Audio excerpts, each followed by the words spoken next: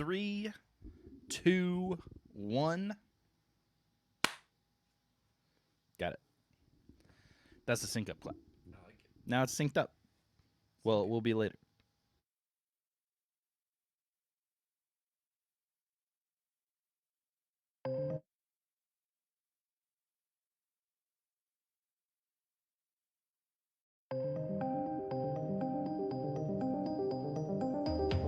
Good evening. We're all invited to take another terrifying journey into the world of mystery, suspense, and terror.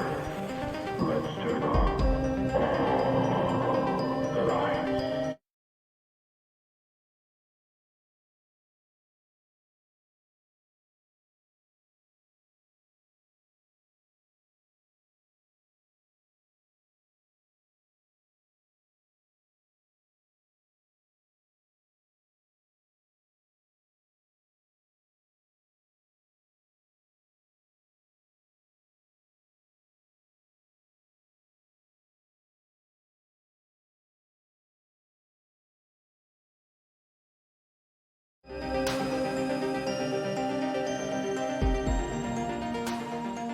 All right, well, thank you everybody out there for tuning that dial to the Eek channel. My name is James, and I am joined today by my co-host. Hello, my name is Danny. Hi, Danny. How you doing tonight? I'm terrific. How are you this evening? I'm okay. How's your headphones? I need to adjust some things. They're pretty loud, but it's all Good. okay. Mine were a little too quiet. Ah, I just making sure that I'm happy with the way my voice sounds. I'm happy with it. Good. That's great. Internet looks happy with it. I thank you, Internet. Mm-hmm. This is Eek Speak, the show that serves as a weekly horror house party where everyone wants to talk about scary movies. So today we're actually going to be calling up Kelly Hughes. Kelly Hughes. He is a indie horror filmmaker, and indie filmmaker in general. He made other types of movies that aren't necessarily horror, but also has Jack made of all trades. yeah, a jack of all trades. Well, one trade, different genres. Well, I mean, directing specifically, yeah, you're a jack of all trades. You're doing all kinds of stuff. That's true. There's so many things you're doing that you probably never even expected that you would have to do. You know what I mean? Yes, I do. Let's see here. So we're going to get this number pulled up. Boop.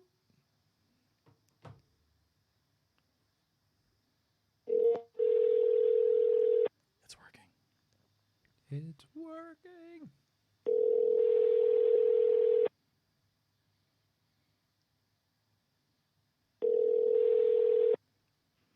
Hello. Hi, is this Hello. Kelly? Yeah, this is Kelly. Hey, Kelly, you are on Eek Channel with James here, and I also have my co-host, Danny. Hi, Kelly. I'm Danny. Well, hey, this is amazing. I've really been looking forward to this. Yeah, this is really, really cool. I'm really happy that you reached out, and excited to talk a little bit. So how you doing tonight? Oh, I'm good. Before I got ready for this, I was posting on some discussion board, and I'm normally the type of person that's pretty polite and stays out of trouble, but I somebody kind of got my goat, and I got on a little rant online, which is very odd for me. That's what it's made for, Kelly. Would you mind? That's a really interesting place for us to pick up the conversation. Would you mind sharing us a little bit of what got to you? I'd love to know if you're willing to share. To share what? Kind of how they got your goat, so to speak. Yeah. You know what it was? It's like when you're in a discussion, and it's like you're kind of at different, I think, mental levels. It's like when you're trying to be funny, it's really hard for people to understand other people's humor online. Sure. And I think when people just kind of take you at face value and they don't quite get that you're being maybe a little sarcastic. Mm. Yeah, I don't think they got that I meant it kind of sarcastically, and they took it at face value. That's understandable. I think I lived most of my life in that space, unfortunately. But yeah, You figure it out and you But move on. well, look on Facebook if you think you're being that little happy face just to make sure. Well, this site didn't have a happy face button. That's so true. I definitely overly use emojis. I use the winky one a lot. Like, oh hey, what about this winky face? Like, hey, I don't mean this to actually be a dick. This is kind of like, you know, side smile, winking Well, if at I it. think I'm being kind of like, yeah, like extra smarmy, I used to do the little kind of cute devil head on Facebook. And then I kind Yeah. of panicked and thought, oh no, everyone's going to think I'm a Satan Yeah, worshiper. somebody definitely will. Yeah. Yes. All right. Well, Kelly, let's. I'd love to hear just a little bit about yourself before we start off. For the people who, may not know who you are, just tell us about who you are, what you do, and that kind of thing. Well, sure. I'm just kind of, when I'm just, a horror fan or just a regular media fan. I'm pretty middle of the road. I do like horror. I go to the horror conventions. I think about Yeah. 5 or 6 years ago, I started doing the conventions more like here in the Northwest, we have Crypticon Seattle. So I kind of Yeah. like networked with other people through the conventions. And even in the past few years, they've become so much bigger. So one of my little claims to fame is that one of the conventions, I said, hey, everyone is collecting and trading vintage VHS horror from the 80s, Yeah. And I said, you guys aren't having, a swap. Let's do a VHS swap. They said, sure, you can run it. You can organize it. So when I was finding other vendors for it, I kind of created a little network through those vendors. And I kind of found out that, yeah, I like hanging out with the VHS collectors. They're a cool group. Yeah, that's amazing. You may not know this. Our streaming room, which is my former guest bedroom, now turned into my little streaming room / office. I have covered in 90s and 80s and some 70s VHS tapes wall to wall, kind of like an Literally old wall video to store. wall. Yep. Because they are works of art. They have the coolest artwork on Oh them. yeah, I love the artwork, and some of it some of the movies probably aren't even that great, but the artwork is so good that it's just worth having just because it looks gorgeous. Yeah, no, it's pretty amazing. And there's the sleeve that fits tight, but then there's the clamshell. Mm-hmm. And I like them. I like them both, but there's just something special about a clamshell, especially one that's real tight and you have to pull real hard to open. Yes. Yeah. Yes, I love those. You're so right. Actually, this is a random one. One of my favorite VHS tapes in my collection is Tremors 3, and it's Oh because wow! that sounds random, but it is in a really great white clamshell case that is from a grocery store that also rented tapes, and it still has the Okay, grocery store yeah. sticker on the front, and I love it because it has the grocery store sticker. It's this really tough, durable, tight clamshell, and it's just one of my favorites. Well, that was so great about renting at a grocery store is you could also pick up your beer at the same time. Exactly. Why did Blockbuster never have beer? They never took the time to get their liquor That's why license. they're out of business. Come on, man. Evolve. I think you're onto something. That's probably the real reason why they went out of business. Yep. All right, Kelly. Well, I would love to hear your horror origin story. So, kind of what got you into the genre, why it's a thing that you continue to pursue today. Kind of what. Usually, it's something in our formative years where we were exposed, and I would love to hear your version. Well, I'm prepared for this. I know you send your guests this great kind of tip sheet, so we'll be ready. And if I didn't have this, my mind would be a total blank right now. So I took extensive notes, probably too many notes, but I was so afraid of giving the wrong answers. That's amazing. I love it.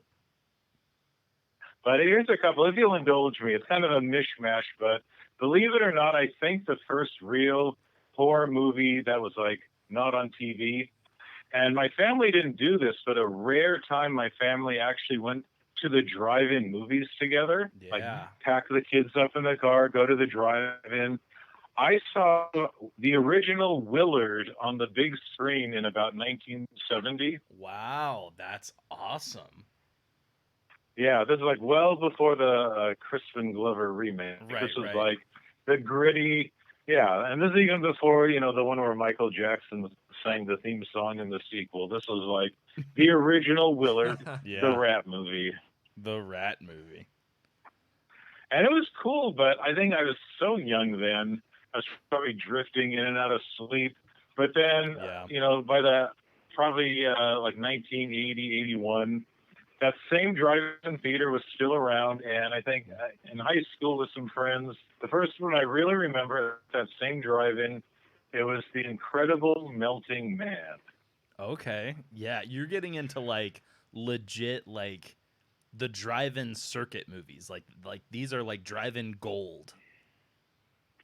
They were, and the thing about something like that is a lot of these, they may have been made 5 years earlier, but they're now kind of, tacked on to another movie. Right. So the timing never mattered. These things could be, years old, but to you, they're like the first time they played in your town.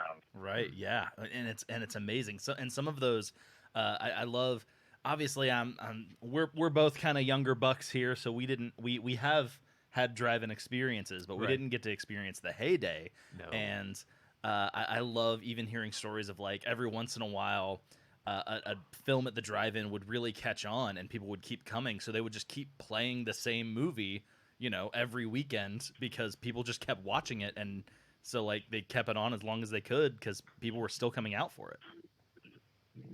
They were, and what was kind of weird is that they would put like two different genre movies together. So I think like before they got to the horror one, it was like, one of those early 80s, late 70s sex comedies. Like, I think it was either like Pom Pom Girls or, Yeah. what was that one? It's like Lunch Truck Girls or that Lunch Cart. these are just pornos. Get through the Yeah, porno, yeah. you That's get to a basically scary the type of movie. Yeah, they kind of combined the two. So I guess obviously they thought no one was coming to the theater to watch the movie. Right. Right. I think that was definitely the general consensus. So here's a question for you, because you're kind of West Coast. We are Midwest to the core. How are drive-ins still doing over on that part of the country? Are they still around? Do you still know of any?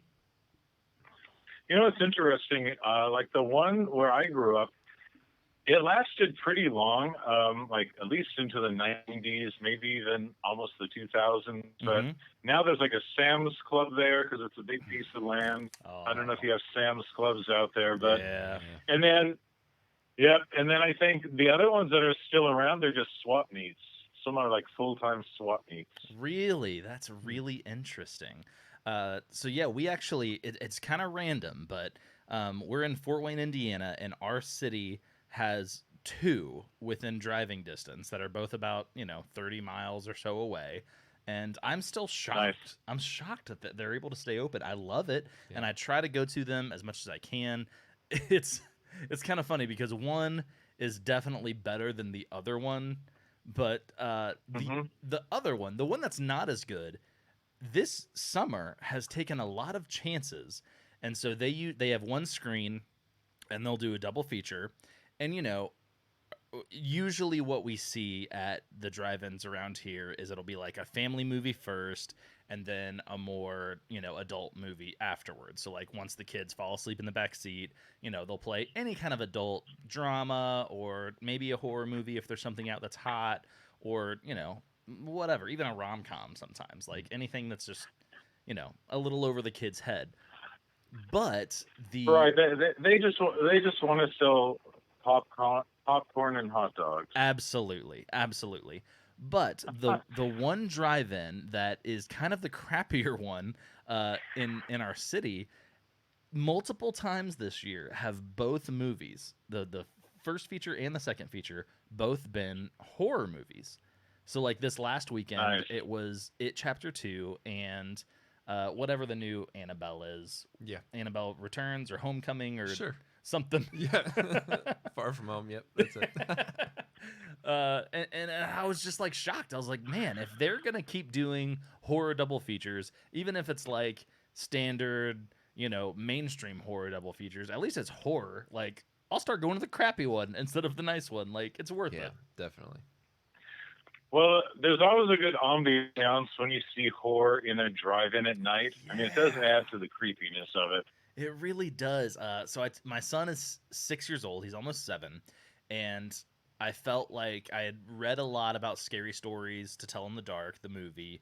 I grew up on those books as a kid, and so I was really ready to kind of start him on this horror journey. We watched a few things at home that were, flirting with the idea. We watched like Little Shop of Horrors and Gremlins and some things like The Goonies, even just kind of prepping him for something a little darker in tone.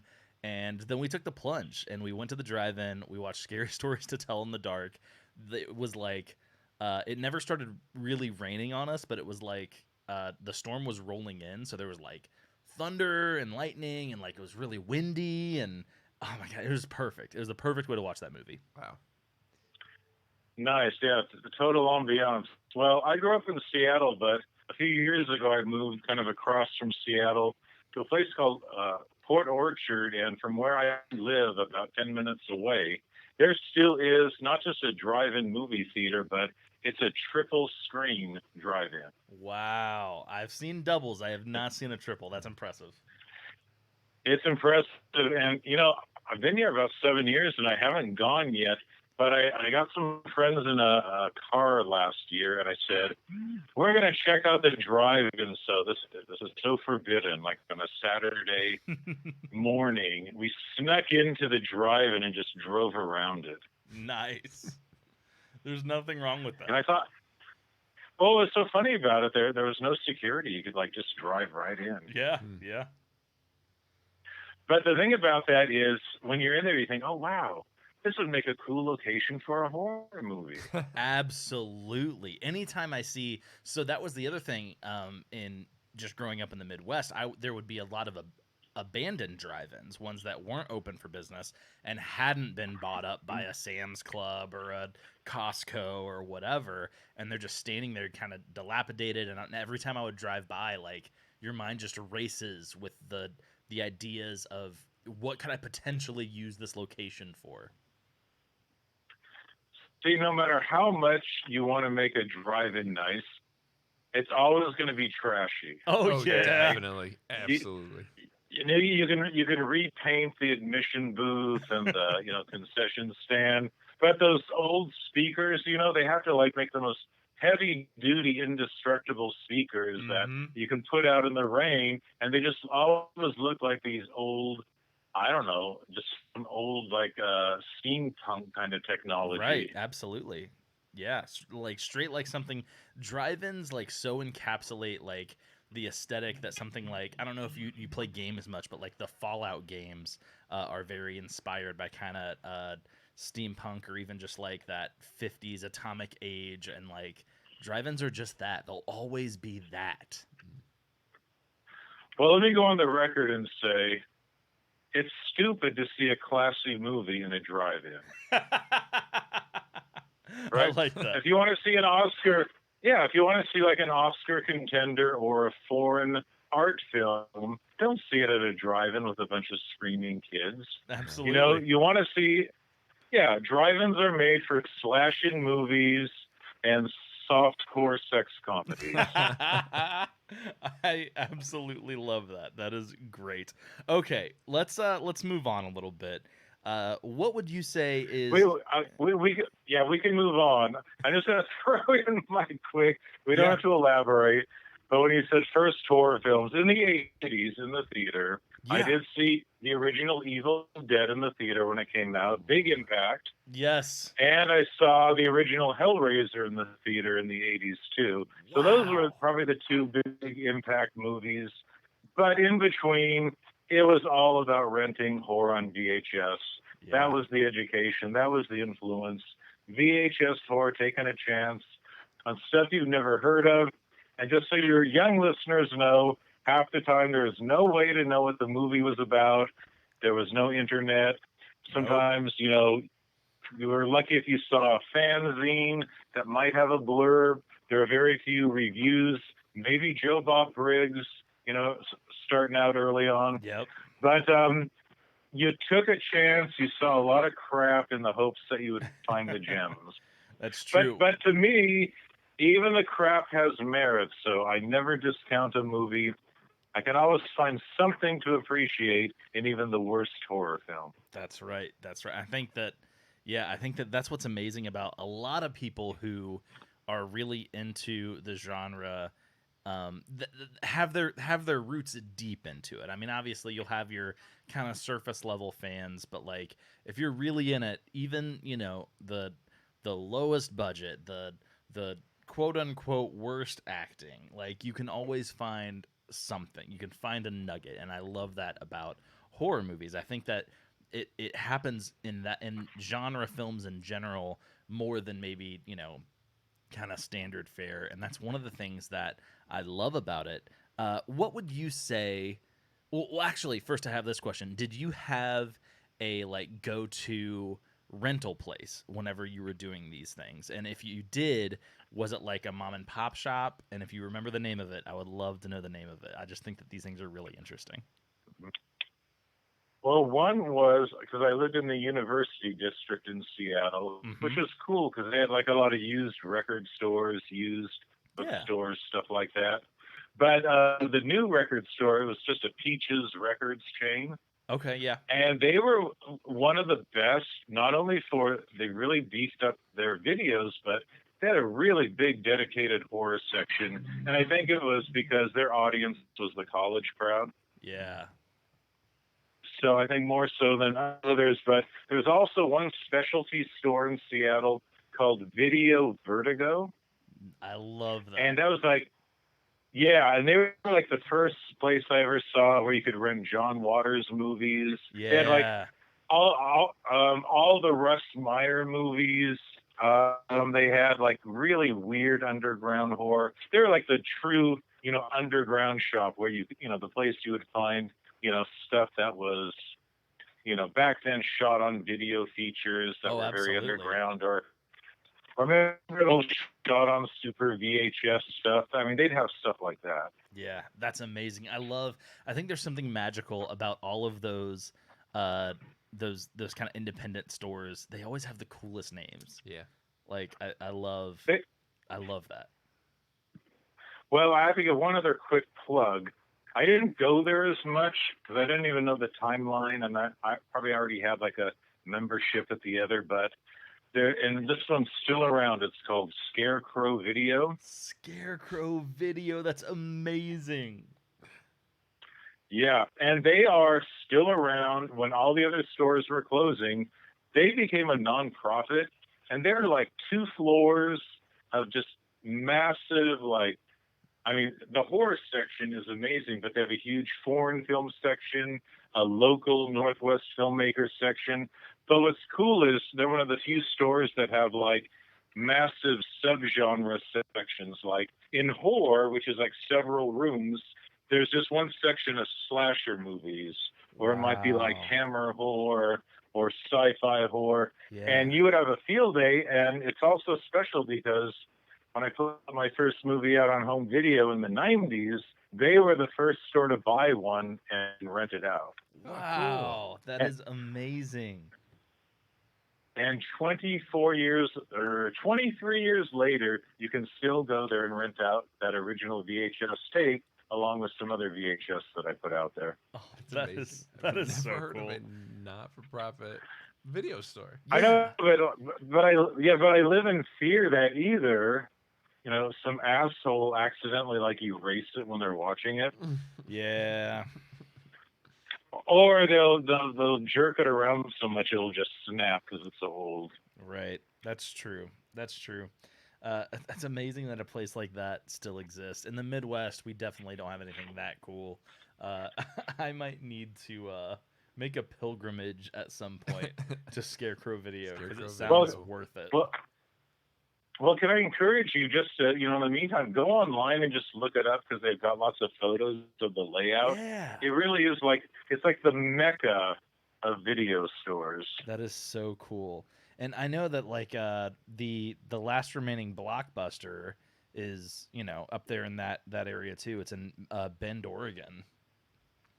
Oh, cool. Yeah, and that's the last Blockbuster that still exists. They were like independent. They were an independent franchise. So they were an independent store, and then Blockbuster came in and said, "Hey, change your name to Blockbuster, or we're gonna open up another store across the street." So, and so they buckled and they sold out and they became a Blockbuster. And then whenever Blockbuster corporate basically went under, they're independent, so they're just still there, and they have the name Blockbuster, and like it's really cool. You see a lot of people like go there and they have shirts that say, the last Blockbuster, Bend, Oregon. Like,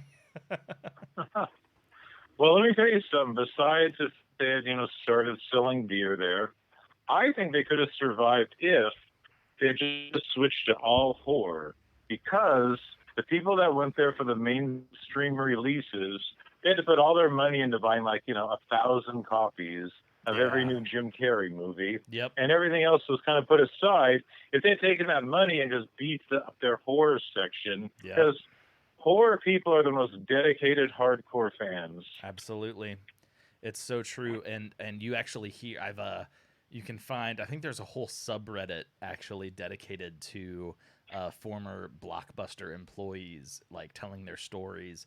And you hear some of those stories, especially about the end days, where like they would have just massive amounts of whatever Blockbuster, like Jim Carrey was a perfect example, or Kevin James, or any of these, just ridiculous mainstream, comedy movies, and like they'd be trying to sell them after renting them for like $1 a piece, and still no one's buying them, and they're sitting on hundreds of copies.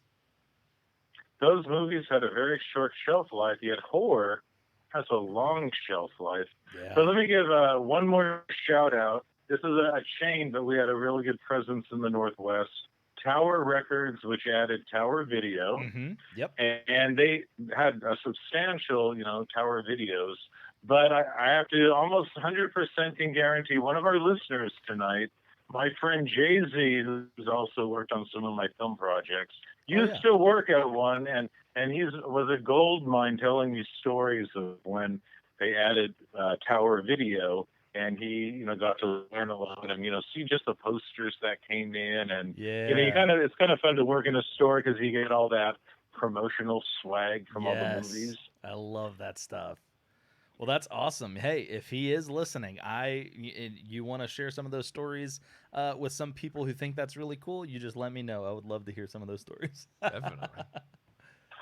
Well, that's it. Now, also, he's very shy, but his name is Jay-Z Murdoch, and he's also a horror fantasy author. He did a book called Death of Heaven, and I think because of my inspiration, he's actually becoming a filmmaker and adapting. He just adapted one of his short stories from that into a horror short. So I try to be supportive of people, and even in this little small town I moved to, I think we all try to do what we can in the horror community to support each other. Absolutely. I am 100% about that. I think that's awesome. I appreciate you shouting it out. I mean, we would never claim to have the highest listenership, but there are some people that listen to the show, which I still find amazing, and if we can share stuff like that out, and even one person checks it out, like, hey, it's worth it. No, get Jay-Z on your side. He'll start talking to you. I absolutely love that. All right, I would love to know what your he's a good guy. I would love to know what your comfort food horror movie would be. Okay. Well, here's something funny, too. It's always like this contradiction. I like horror. I've seen the extreme horror, but I like the suspense horror. But I don't hate the gore horror. I mean, I do like good special effects. I don't always seek that out, Yeah. I'm really into, performances. I like, like The Thing, that kind of gore effect, because it's like a creature thing. Absolutely. I don't need to get quite as into, how someone's throat gets slit, even though that can be cool. But for just comfort, I do like going back to a movie I've seen before. For instance, and I think this is based on, that documentary of Hellraiser that was about 100 hours long. Oh yeah, yeah. They showed it on Shudder. That really made me want to watch Hellraiser 2 again. Yeah. It's very predictable, but I wanted to kind of say, will it be how I remembered it? And I like that because, it has a lot of English actors. Yeah, it does. Let's That's face true. it. The Brits are very good at horror because they're, I love it when they take like a Shakespearean actor and put them in a trashy horror film. Oh yeah, that's always good. Just lots of over emoting. But to me, it's all about, I'm into character actors. So I like to watch a movie with really good supporting actors that chew up the scenery. Yeah. Donald Pleasance, Yeah. Lance Heinrichsen, people like that. I just like ones with really good characters, really good acting, a lot of over emoting. I don't like to be, traumatized. I don't want something that will, scar me. I just want Oh, something absolutely. that's super suspenseful, cool effects, but in the end, I'm not going to like, what was that one movie? Henry Portrait of a Serial Killer. Right. That's good to watch once, but I'm not going to like go back to that once a year and have fun with it. Yeah, Right. no. Yeah. No, I definitely understand that. And in a lot of ways I'm really kind of the same way. Like there's certain things, specifically the one that always gets me is like the revenge horror. And it's it's always because for the revenge to be a payoff, they have to film such intense graphic stuff on the front end. And man, I can only watch so much of that. Like it's hard for me. So, things like Last House on the Left, or if you're going something a little bit more modern, I Spit on Your Grave, movies like that. Like I understand the message that they're trying to send, but it's difficult for me to watch. Yeah. And I think that's okay. Everything's personal. We don't have to keep up with other people. Like one example, when the whole torture porn thing hit, and they're calling it Hostel and Saw and all that. Yep. I didn't see a lot of that at first. I thought, you know what? If it's just going to be breaking people's knuckles and, cutting things off with pliers, Yeah. it's like, am I in the mood for that? That's tough stuff. But what's funny is I still have not seen Hostel. I probably will someday because a lot of people say they really like it. Yeah. But it took me years until I watched the Saw movies. Sure. And oh no, this is going to be nonstop torture. Yeah, I ended up really liking them. Yeah. Yeah. Because though, it Go ahead. wasn't the torture. It was just the whole story was so interesting, and the main character and the reasons for it. And I think it made all the other stuff more bearable. Absolutely. I think that happens sometimes too with kind of, just things that do get somewhat popular, like the Saw franchise, where like some people like who aren't there to necessarily pick up, some of the deeper things. They're only there for the, finger getting cut off or whatever it is. And it's like, that's all you hear. And then you watch the film and you're like, oh, there's so much more film beyond those few scenes. Right. But that's not the part that anyone's There actually is. talking about. Yeah, and it's really intricate. It does become this puzzle where they play with your sense of time. Like you thought something happened, but it's, in a different time period than what you think it is. But here's my thing about Saw. And I hope you'll give me more than one unpopular horror opinion because I have absolutely. a ton. But I'll do a sneak peek on one because it's about Saw, and it is everyone likes the first couple the best. I like it in reverse. The first 1 and 2 are my least favorite. I like it more as it goes on, especially 3, 4, and 5. Yeah. I think they really hit their stride. Like number 2, I hated. One of my big pet peeves is the horror movies where you put all these, despicable people together and they like argue nonstop with each other. Right. That's what Saw 2 was like. All the yeah. people together, and the one with the hypodermic needles and stuff. Yeah. Although I did end up liking that one who came back as like the nurse. She became one of my favorite characters. But the first one, it was clever. I mean, I like so much about the first one too, but that whole thing of, oh, here's our high concept, the guy chained to the tub and two guys in this kind of face-off thing. Right. It was clever, but at the same time, it just didn't excite me. I wanted to get onto real action and some movement, like that movie Cube, or just anything where people are trapped in a room together. It tries my patience. Yep. We actually, one of my regular co-hosts, if you've been paying attention to the show at all, his name is Alex. He was on not too long ago, but like one of his like go-to recommendations is the Cube series, and I'm like, bro, that's the first Cube reference I think we've had. no one else. I've never had another guest that brought up something about Cube, so I'm really glad that you did. I know. Although I'll say the guy that made Cube is very talented, and so for people who like that, I mean, it's very well done for what it is. So there's just, it's just totally my personal preference, and there's, exceptions to that. I love Evil Dead, and they're kind of all trapped in a cabin together. Right. But it's when it becomes so self-conscious, mm-hmm. and it's like, and this is another pet peeve. I just hate this whole movement of trying to make horror into art. Yeah. And I hate people. I won't say hate.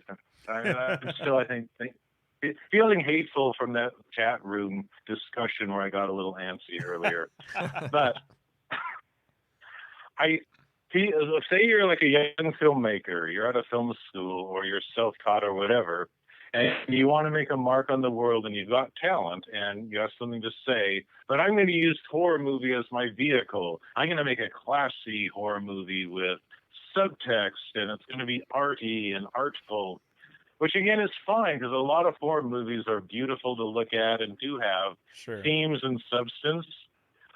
But never do that at the expense of being a scary movie. If you're going to do that genre, you have to fulfill that genre requirement first of being suspenseful and scary. Mm-hmm. Yep, I totally agree. And let's not even talk about the Suspiria remake, or I'll just get upset. I have not watched the remake yet because I feel like I've heard such polarizing things that I have a feeling I will lean very heavily one way. So I just haven't even bothered to watch it yet. Well, here's the thing about it. I went into it wanting to like it, even though I resisted. I just saw it a few weeks ago. My first take on it is, even though I love a lot of Argento, there's some I just really love. I don't think Suspiria was his best, but I know why people love it. And he got the art horror mix.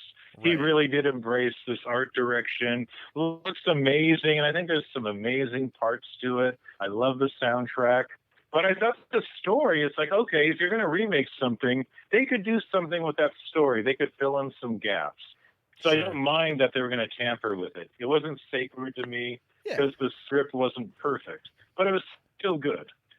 So I'm thinking, okay, but instead of doing that, I thought that the director and whatever writer he worked with said, oh, we're going to take this beloved horror classic and show people how artistic and clever we are. Yeah. And I just don't think that was the vehicle. I think that director has directed other stuff that's amazing, but it's like, don't use those impulses on this beloved story that people expect certain things. Don't make it all about you as the filmmaker. Right. Make it about what the viewer wants to see. And the thing about the remake, even, there were some amazing scenes in it. Mm-hmm. There are some disturbing, really well done scenes, but the overall thing of it was so long, and they just were pounding over your head. Look how significant we are. Look at the cool things we added to it. And that took me out of the story. I just wanted, some killers stalking ballet students. Right. And you know what? And they took out the ballet. They made it modern dance, and that really pissed me off. All right, Kelly. Well, we've been on for, man, we've already had you on here for over 36 minutes, which I think might be the longest I've ever had a guest on before. It's just been really easy to chat with you, and I really appreciate that. But we didn't even get to a lot of the questions that I have, but that just means that maybe we'll have to have you on again sometime because you've been a really great guest, but we do have to get going. Our time is up. I want to give you an opportunity. You have certainly earned your place. Tell people about things that you're working on. I know that you have one movie that's on Amazon Prime right now, I believe. Is it available now? Yes, it was for rental, but now if you subscribe to Amazon Prime, it's included with that. Oh, So you nice. don't have to dish out any extra cash. It's called Hush Hush Nellie Olson, and it's basically a documentary about me working with Allison Arngrim, who is the actress who played Nellie Olson on Little House on the Prairie. Yeah.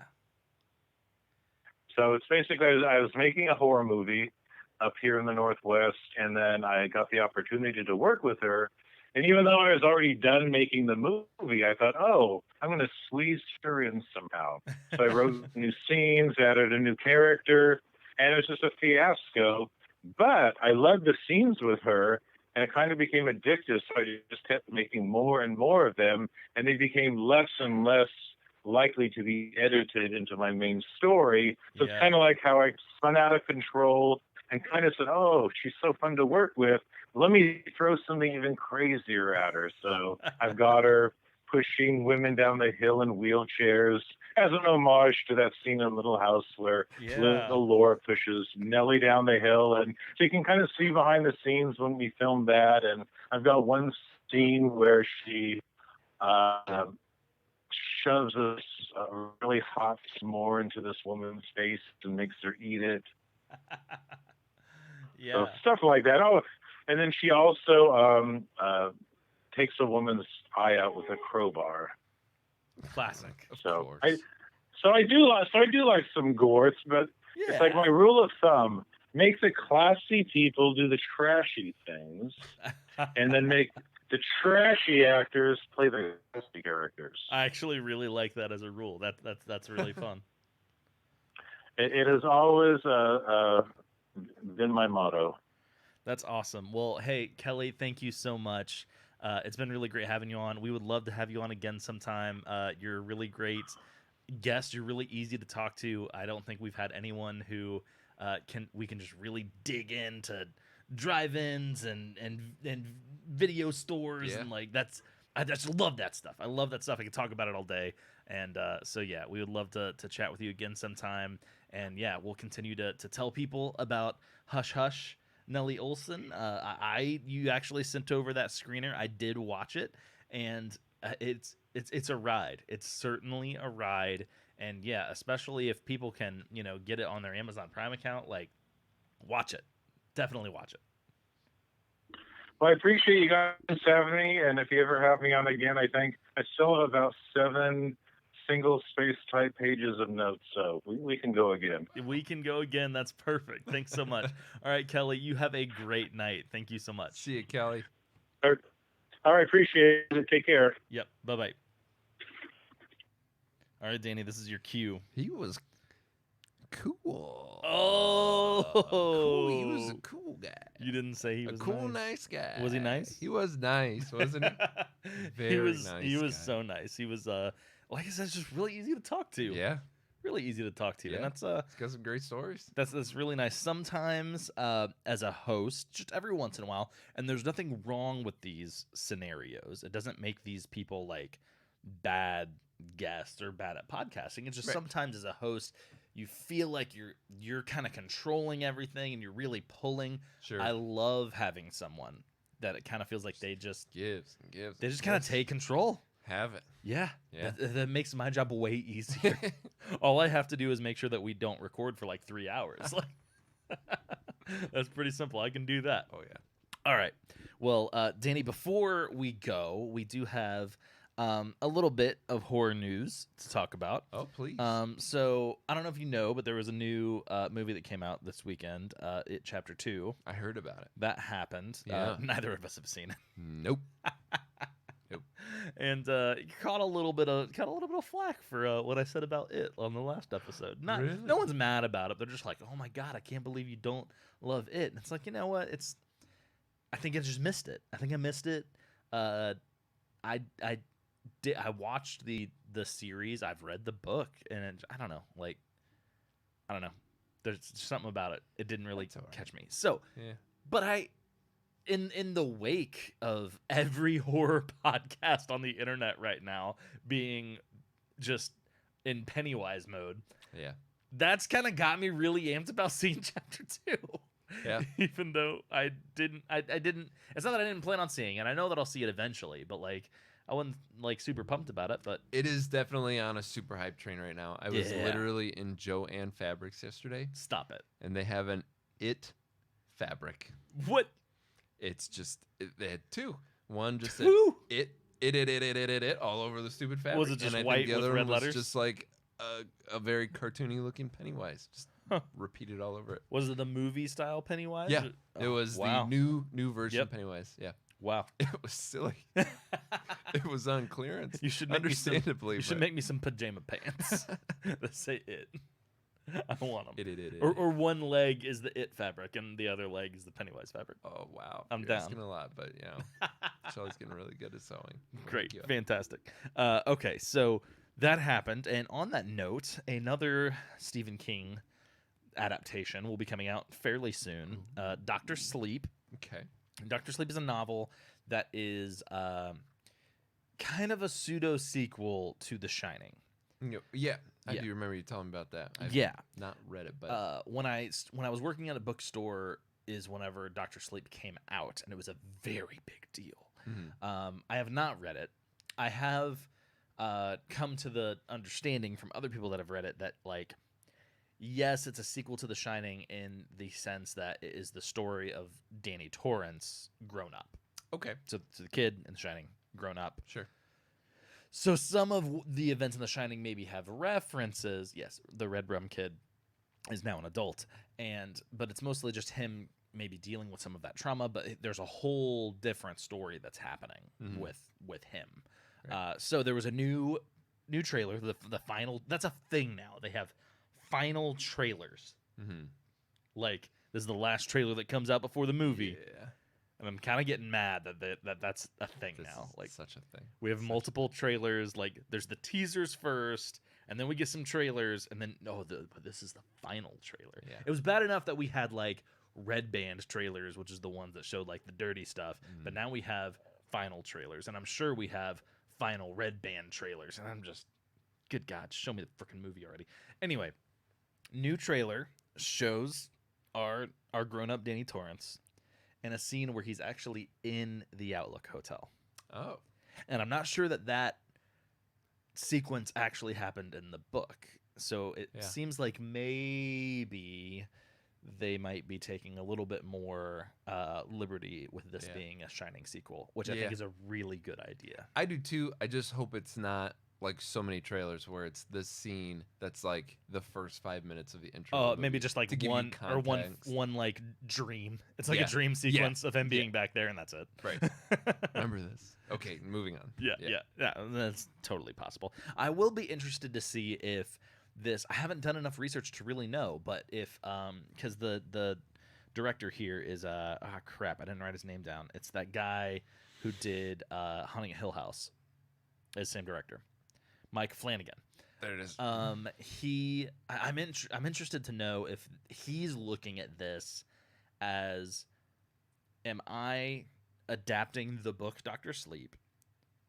Am I making a sequel to the book Doctor Sleep, or am I making a sequel to the book The Shining into a movie, or am I making a sequel to Stanley Kubrick's The Shining? You know, because those are all very different things. Right. Yes, definitely. It all sounds kind of the same, but they're Yeah. very different things. Absolutely. And if he in some way is incorporating some of Kubrick's Shining, and this being a sequel to that, and it really being that Danny Torrance, not necessarily just the Danny Torrance in the book, but some element of, Kubrick's Danny Torrance, I'm way more interested. So do we have any? Because I remember you gave us a little tidbit one week where you said Stephen King hates The Shining. Hated The Shining. Yes. Hates The He Shining. did not like Kubrick's adaptation. Then there was a, I think, late 90s ish TV miniseries where he was more directly involved and it was more faithful to the book. Has there been any kind of I haven't heard anything. posting on his opinion? I haven't heard anything. I'm sure he has. At this point, you know, and I mean, I don't want to. I'm not bashing the king by any means, so nobody come at me, okay? But like at this point, Stephen King, on a internet conversation level, is pretty darn close to equivalent with Donald Trump. I mean, he's you know, he'll tweet out his thoughts about pretty much anything, and which he has earned, in my opinion, especially if he's talking about anything in the horror genre. He's definitely earned the right to do that. So yeah, I'm sure he's put something out there, but I haven't heard anything directly. Got it. I should look for that. I'm very curious. With as supportive as he's been of everything lately, I would imagine he's probably a little bit closer to this one than Right. maybe he was. I mean, the Kubrick one happened in the 80s. That was probably around the time where Stephen King was having sort of his dark age, potentially cocaine years, which we all know that were rough on him. So like I don't know how well those timelines line up, but like he may have not even been mentally really capable of being involved in that film. Yeah. Let alone, let's face it, Kubrick wouldn't have let him do anything in that film anyway. So who knows? But yeah, I would imagine with as supportive as he's been of it and Gerald's Game, which was also Mike Flanagan who did Gerald's Game. Okay. I would imagine that he's probably a little closer to this one. Cool. So movies coming out this week. There's a lot of them, and I'm gonna just go through them all real quick. First of all, we have Haunt. This is written and directed by Scott Beck and Brian Woods. Okay. These are the guys who co-wrote A Quiet Place. All right. And so John Krasinski is currently working on A Quiet Place 2. Ooh. And kind of while he's wrapping those things up, the guys who helped him write the first Quiet Place went ahead and wrote and directed another movie. And so that's Haunt, and that's coming out on the 13th. All of these movies come out on the 13th, which I think is really fun. There are 4 horror movies coming out on Friday the 13th. That's good. In September. I mean, it'd be cooler if it was Friday the 13th in October, but still, pretty good. Pretty dang good. You can't control that. So Haunt is about a group of friends who encounter an extreme haunted house, and the pretend terrors turn out to be all too real. That seems like a really basic, maybe somewhat overused concept, but I've seen some art from this, stills and stuff like, and their promotional material. It looks good from that stuff. I didn't watch a trailer. I've not heard anything about it. Yeah, it looks good. They're using some like really cool old traditional like 50s and 60s Halloween masks, kind of like the one that little kid Michael Myers wears in the first Halloween, that clown mask, like that line. There was like a clown and a witch and like a couple other ones. They're using masks that look very similar to that style. Got it. Which is creepy and cool. Sure. Next, we have Freaks.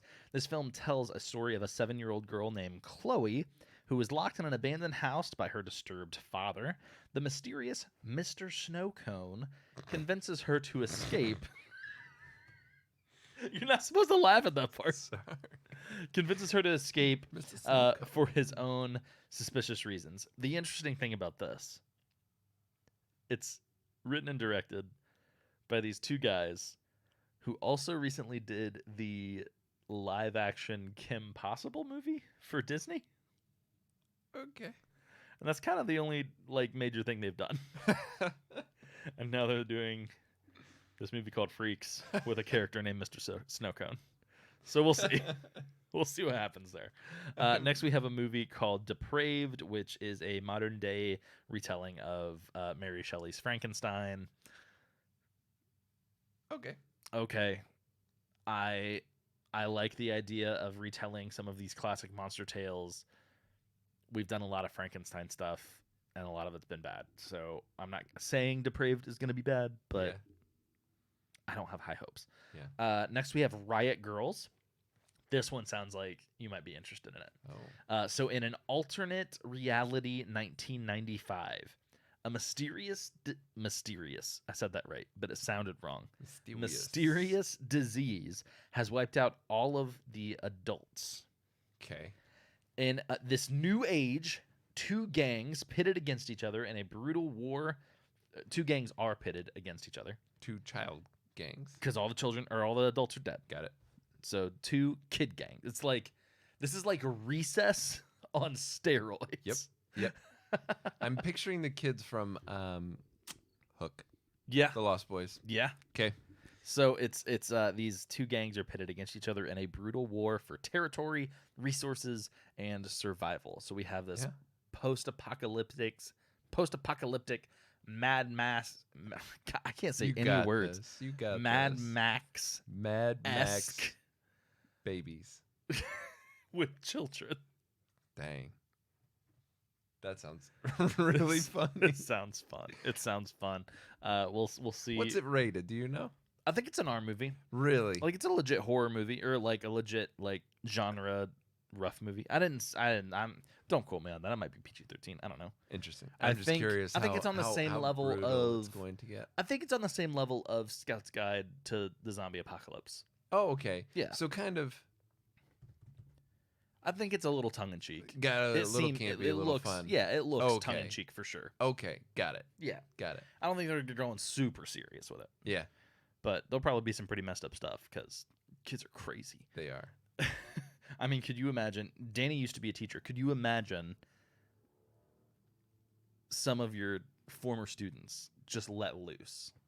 And honestly, the movie we're watching tonight, I've had these thoughts all day about like what would I do if I just had no control Yeah, over children. Mm. It's terrifying. it's scary. Absolutely terrifying. It's scary. Okay, guys. Well, that about wraps it up for this episode. Don't forget that Eek Speak is our online horror talk show, and you guys are always invited. You can join us on YouTube Monday nights, 7:30. We're a little bit late today, but Monday night, 7:30 EST on YouTube was when we record the show. We'd love for you to join us, be a part of the audience. And a party is just not a party without. People. And I like it whenever you give me a fake answer. Humans. I like it when you give me a fake answer. Balloons. Balloons and people. We like to have guests on the show. If you would like to be a guest on the show, just like Kelly was today, we'll call you in just like we did Kelly today. It's very, very simple and it's a Very lot of easy. fun. If you'd like to be on the show just like Kelly, you can reach out to us on Instagram at Eek Channel. That is EEKCHANNEL. If you're watching, it's right there. Or if you're watching, you probably already typed it to find it on YouTube. So you know how to spell it. I can spell it for other people. You can reach out to us there, or you can email us at hello@eekchannel.com. You can also go to eekchannel.com, click on the Be a Guest link in the upper right-hand corner. We can get you in that way. If you want to help out the show, you can rate, review, comment, like. If you're watching on YouTube right now, subscribe. Hit the subscribe button. We are at 70 subscribers. Once we get to 100, YouTube actually considers us like a legit operation, and it'll be a lot easier to find the podcast. So that's really important to us. You can also, review us on iTunes or Apple Podcasts, Google Podcasts, all those things, all the internet things.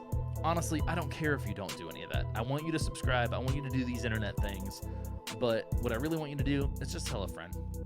That means more to me than anything else. So if you wanna just warm the cockles of my heart, just tell a friend. That's all I need. That's all I need. Word of mouth. Word of mouth is better. Yes, please. Word of mouth is better than internet things. Okay, guys, that about does it for us. So thank you so much Okay, then bye. for listening.